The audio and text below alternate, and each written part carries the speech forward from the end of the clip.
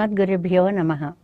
नीलातुङ्गस्तनगिरितटे सुप्तमुद्बोध्य कृष्णं पाराद्यं स्वं श्रुतिशतशिरःसिद्धमध्यापयन्ति स्वोच्छिष्टायां स्रजनिगलितं या बलात्कृत्य भुङ्क्ते गोदा तस्यै नम इदमिदं भूय एवास्तु भूयः।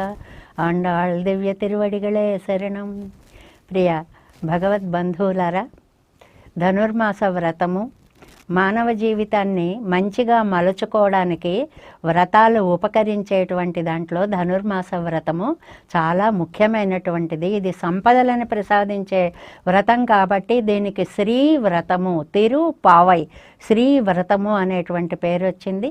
దానిలో మనం ప్రతిరోజు ఒక్కొక్క పాసురాన్ని చెప్పుకుంటూ ఇవాళ మనం 19వ పాసురంలోకి ప్రవేశిస్తున్నాం. ఆ పాసురాన్ని ముందుగా అనుసంధానం చేసుకుందాం. குத்து விளக்கெரிய கோட்டுக்கால் கட்டில் மேல் மெத்தன்ன பஞ்சசயனத்தின் மேலேறி கொத்தலரு பூங்குழல் நப்பெண்ணை கொங்கை மேல் வைத்து கிடந்த மலரும் மார்பாவாய் திரவாய் மைத்திடங்கண்ணினாய் நீ உன்மனாளனை எத்தனை போதும் துயிலழவட்டாயிகான் எத்தனை ஏலும் பெருவாத்தகில்லாயால் தத்துவமன்று தகவு ஏலூர் எம்பாவாய். ஆண்டாள் திவ்ய திருவடிகளே சரணம்.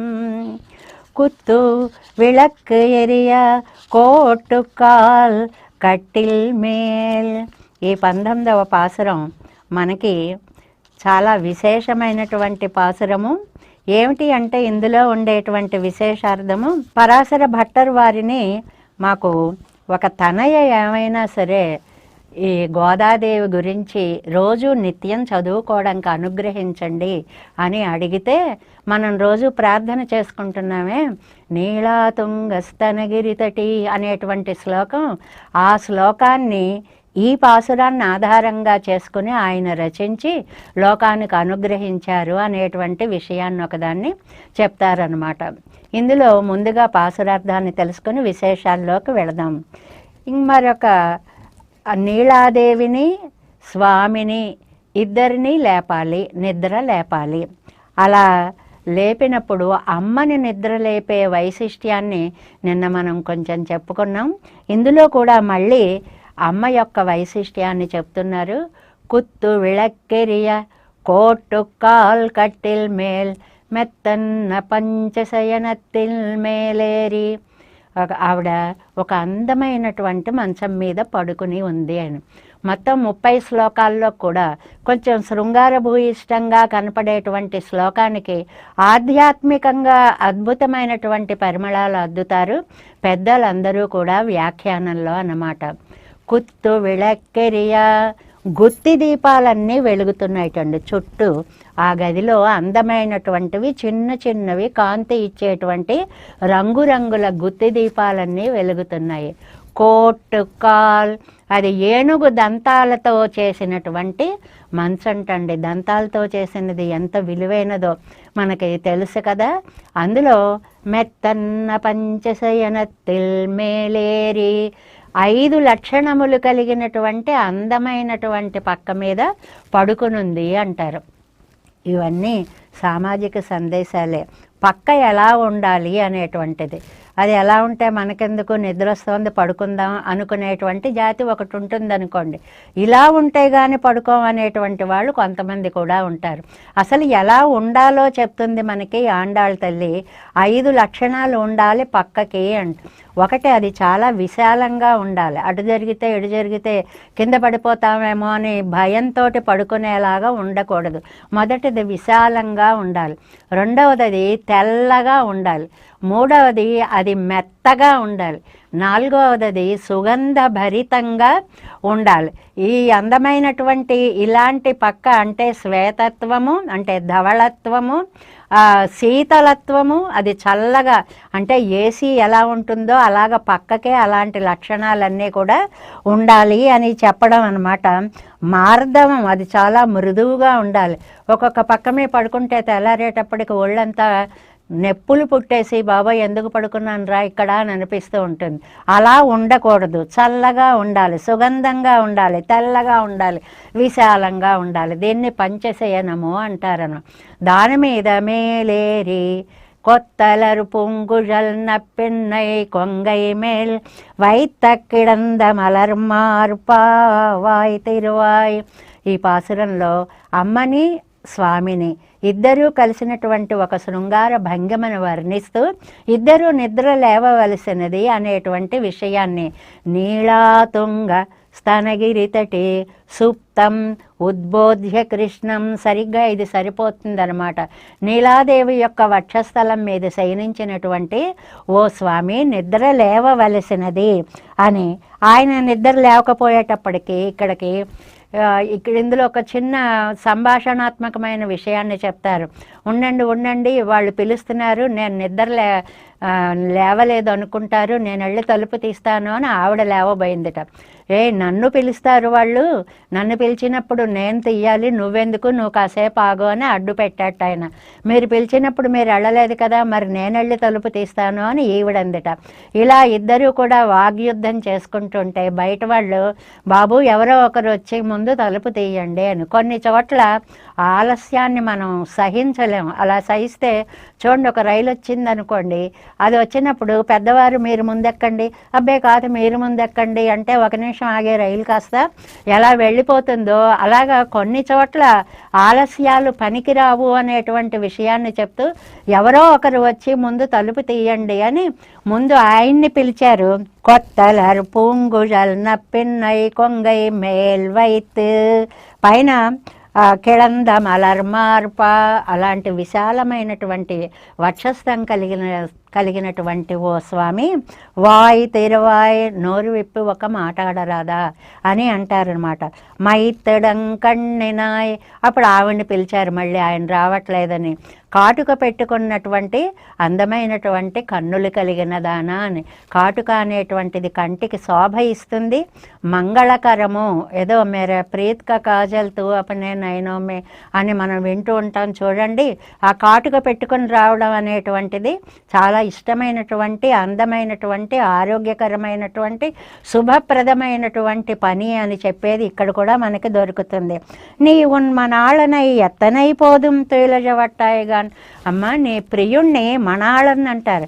నీ ప్రియుణ్ణి ఎంతసేపు నువ్వు అలా అడ్డుకుంటావు బయటకు రానియకుండా? ఆయనైనా వచ్చి తలుపు తీయాలి, నువ్వేనా వచ్చి తలుపు తీయాలి. ఎత్తనయ్యేలం పిరువాత్తగిల్లాయాలి, కొద్దిసేపు కూడా నువ్వు ఆ విరహాన్ని భరించలేవా? తత్వమన్ను తగవు అనరు. అమ్మ ఇది నీ తత్వానికి నువ్వు తల్లివి, నీకు ఇది సరిపోయినది కాదు, ఇది న్యాయమైనది కాదు అని చెప్పి ఇద్దరిని, నీలాకృష్ణులు ఇద్దరినీ కూడా నిద్ర లేపేటువంటి ఒక అందమైన పాసురంగా ఇది మనకి పైకి కనిపిస్తుంది, ఆనంద మందిరంలాగా. కానీ ఇందులో ఎన్ని విశేషార్థాల్లో మనకి చెప్తారనమాట. కుత్తు విళక్కెరియ కోట్టుకాల్ కట్టెల్ మేల్, గుత్తి దీపాలు వెలుగుతున్నటువంటి అందమైనటువంటి మంచము అని అంటారు. అది దంతాల కోళ్ళు, అంటే కృష్ణ పరమాత్మ కువలయాపీడము అనేటువంటి ఏనుగుని చంపి ఆ రెండు దంతాలని భుజాల మీద పెట్టుకు తీసుకువచ్చి ఇదిగో నీకు మంచం చేయిస్తున్నాను కోళ్ళుగా అని చెప్పి చేయించాడు. అంటే విజయానికి సూచకంగా తాను ఏర్పరిచినటువంటి శయ్య అని దాన్ని చెప్తారనమాట. అలాగే కట్టెల్ మేల్, ఆ మెత్తన్న పంచశయనత్తిల్, ఆ పక్క 5 రకాలుగా బాగుండాలని చెప్పుకున్నాం.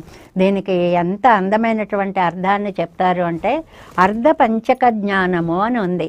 ఇందాక ధావళ్యం, శైత్యం, మార్దవం ఇవన్నీ ఉన్నాయి, అది వేరు. కానీ ఆధ్యాత్మిక అర్థంగా వస్తే మనం ఒక 5 విశేషాలను గురించి తెలుసుకోవాలి అని. ప్రాప్యస్య బ్రహ్మణో రూపం, ప్రాప్తుశ్చ ప్రత్యేగాత్మన, ప్రాప్తి ఉపాయం, ఫలం ప్రాప్తే తదా ప్రాప్తి విరోధిచ అని 5 రకాలు. అంటే ఏదో మెక్క విరై నిలయం, మెయ్యాం ఉయర్ నిలయం, తక్క నిలయం, తడయ్యాగి తొక్కయిలం అని మనకి భగవద్విషయ ప్రార్థనలో మనం చదువుకుంటూ ఉంటాం. అంటే ఫస్ట్ అసలు నేనెవరూ తెలుసుకోవాలి. మనం ఎవ్వరమైనా ఈ ప్రశ్న వేసుకుంటామా? మన సమాజంలో ఆలోచించండి.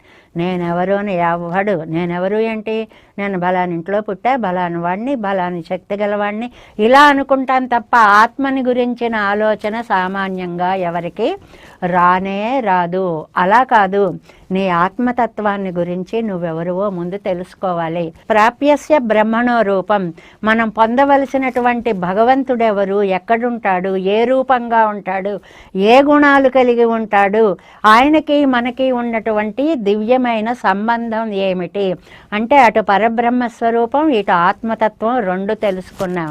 ప్రాప్తి ఉపాయం, ఆయన దగ్గరికి వెళ్ళాలంటే నేను ఎలా వెళ్ళాలి, నేను ఇక్కడున్నాను ఆయన అక్కడున్నాడు, అక్కడికి వెళ్ళడం ఎలాగా అనేటువంటిది మూడవది.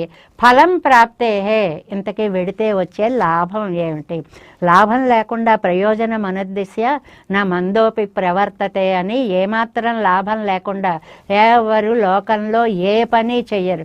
నేను భగవంతుడి దగ్గర కొడితే నాకు వచ్చేటువంటి లాభం ఏమిటి అనేటువంటిది అనమాట.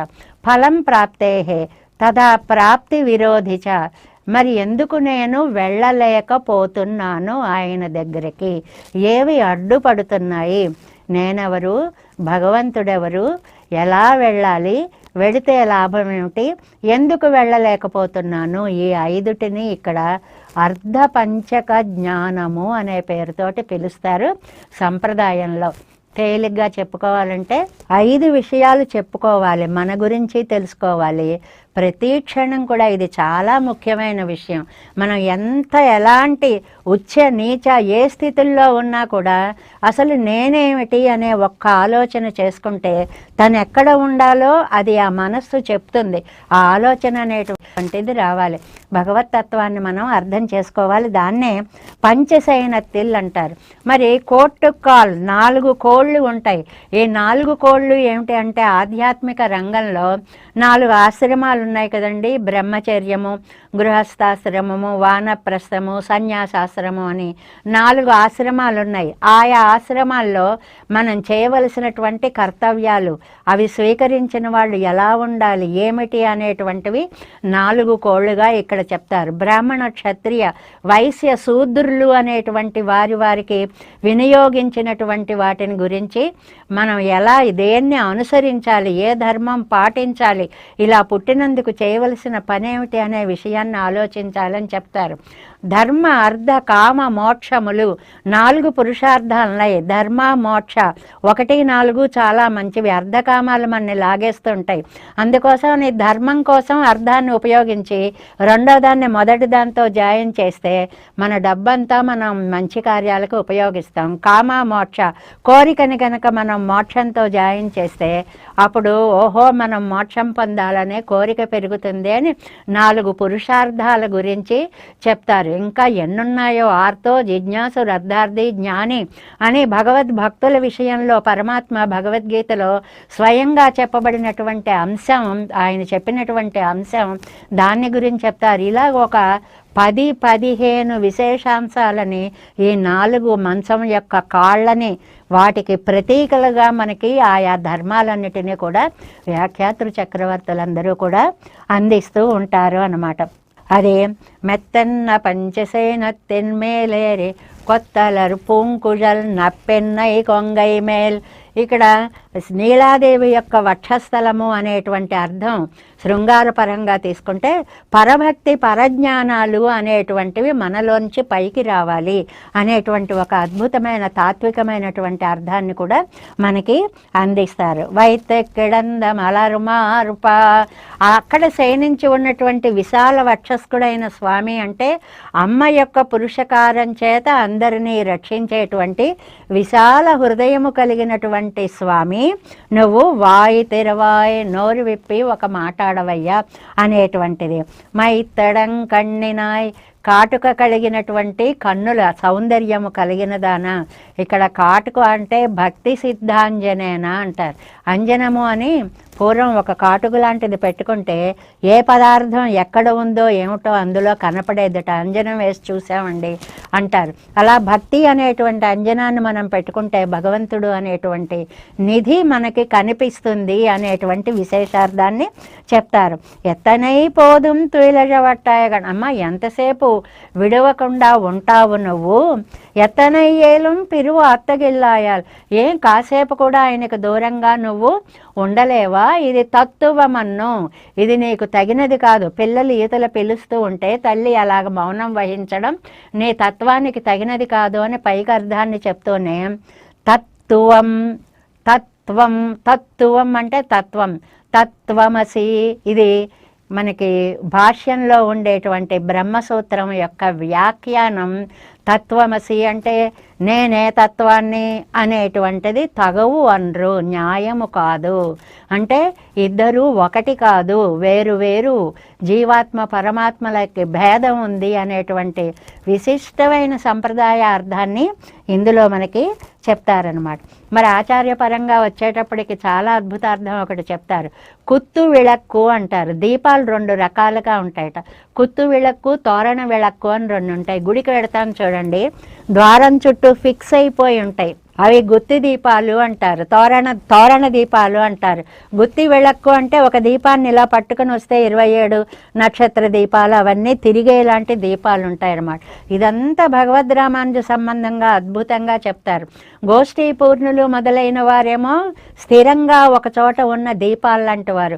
భగవద్ రామానుజులేమో అన్ని చోట్ల శ్రీరంగం, కరిశైలం, అంజనగిరి, తార్షాద్రి, సింహాచలం అన్నట్లు అన్ని ఊళ్ళు దీపకాంతులతోటి జ్ఞానం అనే దీపాన్ని లోకానికి పంచడం కోసం తిరిగేటువంటి వారు అనేటువంటి అద్భుతమైనటువంటి అర్థాన్ని కూడా చెప్తారు. కాల్ కట్టి అన్న పదం ఇవాళ పాసురంలో గోష్ఠీ పూర్ణులనే గురువు గారు నువ్వు ఎవరికి ఇది చెప్పను అని ప్రమాణం చెయ్యంటే కాల్ కట్టి నీ పాదాల మీద ప్రమాణం చేస్తున్నాను, నేను ఎవరికీ చెప్పను అనేటువంటి దాన్ని భగవద్ రామానుజులు చెప్పారు అనేటువంటి ఆ వృత్తాంతాన్ని ఇక్కడ మనకి ఒక్కసారి మేలేరి పైకెక్కి దాన్ని నేను నరకంకి పోయినా పర్వాలేదు అని చెప్పి ఆ గోష్ఠీపురంలో ఆ పైకి ఎక్కి ఎవరికి ఉత్సాహమో వారందరూ రండి అని పిలిచి తెలుసుకోవాలని అనుకున్న వాళ్ళకే రహస్యంగానే అందంగా, సంప్రదాయం చెడలేదు, మళ్ళీ అందులో అర్థం అందరికీ కూడా చక్కగా తెలియచేశారు. అందులో రామానుజుల త్యాగం, నేనొక్కడిని నరకంకి పోయినా పర్వాలేదు, ఇది విన్న వాళ్ళందరూ మోక్షంకి వెడతారు అంటే గురువుగారు కూడా ఆనంద పరవశులైపోయి ఏం బెరుమానారే, అబ్బా ఎంత పెద్ద మనిషివయ్యా, ఎంత హృదయ వైశాల్యం కలగవాడువయ్యా, లోకం కోసం నరకంకి పోయినా నేను భయపడను అన్నంత ఉదార హృదయం కలిగిన వాడని అప్పటి నుంచి రామానుజులకి ఎం బెరుమానార్ అనేటువంటి ఒక అందమైనటువంటి పేరు వచ్చింది అన్నమాట. అలాగా ఈ దీపము జ్ఞానజ్యోతి అనేటువంటిది భగవద్ రామానుజులుగా మనం తీసుకుంటే ఇది అన్ని ప్రదేశాల్లో కూడా తిరిగి అద్భుతమైనటువంటి సందేశాన్ని వారి గ్రంథాల ద్వారా 9 గ్రంథాలు దీపాలు, అందులో వేదాంత దీపం అని ఒక గ్రంథానికే పేరు. శ్రీభాష్యంకి సంబంధించినటువంటివి 4 గ్రంథాలు చెప్పారు. తర్వాత శరణాగతి గద్య, వైకుంఠ గద్య, శ్రీరంగ గద్య గద్యలు చెప్పారు. శ్రీభాష్యం, గీతాభాష్యం చెప్పారు. నిత్యయతి అనేటువంటిది ప్రతినిత్యం పాటించవలసినటువంటి ధర్మాల గురించి ఈ దీపాలన్నీ ఒక్కసారి కుత్తు వెళెక్కరి అన్నట్టు జ్వాజ్వల్యమానంగా మెరిసిపోయేలా చేసేటువంటి భగవద్ రామానుజ వైభవం అంతా కూడా ఈ కుత్తు వెళెక్కరి అనే పైకి చిన్న శృంగార భావాన్ని చెప్తూనే లోపల ఒక సముద్రంలాగా అంతరాంతరాలలో అద్భుతమైనటువంటి సంప్రదాయ విశేషాలన్నటువంటి చాటినటువంటి పాసురంగా దీన్ని మనం అనుసంధానం చేసుకోవాలి. మరిన్ని విశేషాలను తెలుసుకుంటూ ముందుకు సాగుదాం.